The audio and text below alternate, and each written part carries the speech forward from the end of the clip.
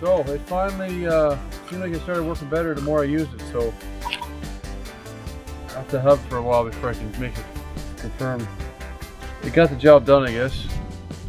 Managed to get that much cut.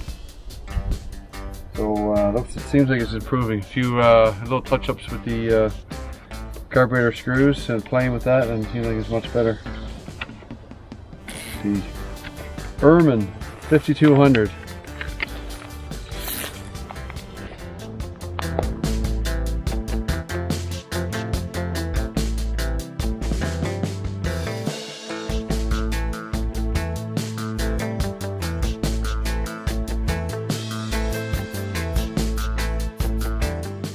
So here I'm building a thickness guide for this chainsaw. This is a real test. This is the most extreme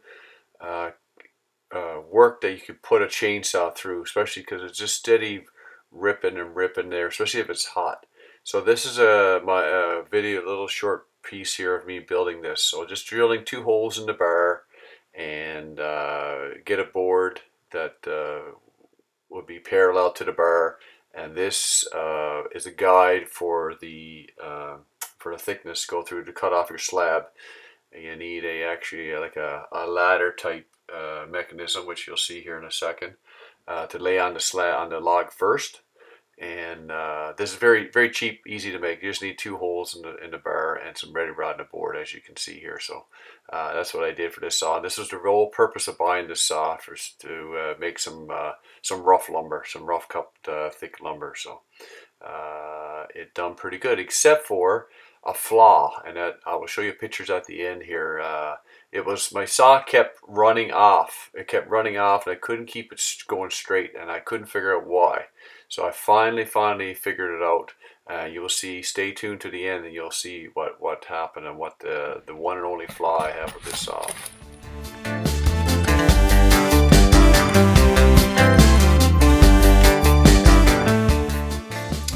So the one and only flaw, not the one and only, a minor flaw with this saw, I didn't like the on and off switch. It's very sensitive, and it's in an awkward position, place there, and well, it's in a correct place, but it's very touchy.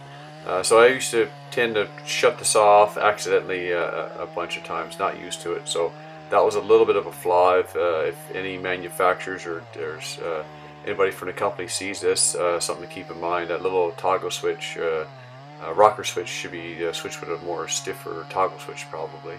The main problem with this saw is, as you can see in this picture here, is the chain comes in contact with the brake band. The brake band pops out. Something's, I don't know if it's just this saw or they're all like this, but the brake band jumps out once it's activated, and then it comes in contact with one side of the chain, and it dulls the tooth on one side, and therefore the saw tends to run because one side is blunt and the other side is still sharp. So it took me quite a while to figure this out. I couldn't figure out what was making this saw run to the side, and it runs pretty. You can't even saw a log straight down, crosscut. It just runs to the side. So I was scratching my head for quite a while before I figured this out. So anyways, what I ended up doing, I didn't know, I couldn't figure out how to keep this band in place. I tried putting a screw in there. That didn't work. It kind of fell out, melted and got hot and came out. So I just took the brake band right off it, which violates the safety stuff of it, but I know, I'm aware of it.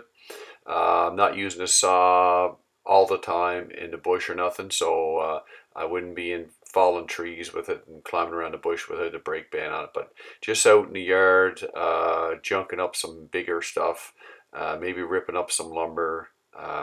Anyway, I just totally took the brake band right off it altogether.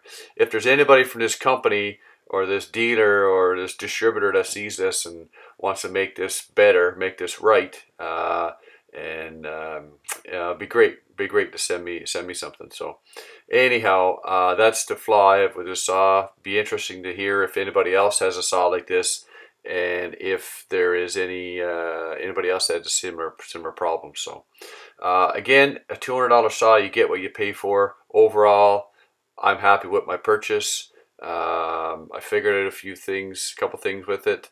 You know, it's a 50cc saw. It does its job. It's not bad. So you know, you get what you pay for, and good luck. Wake up on what we love.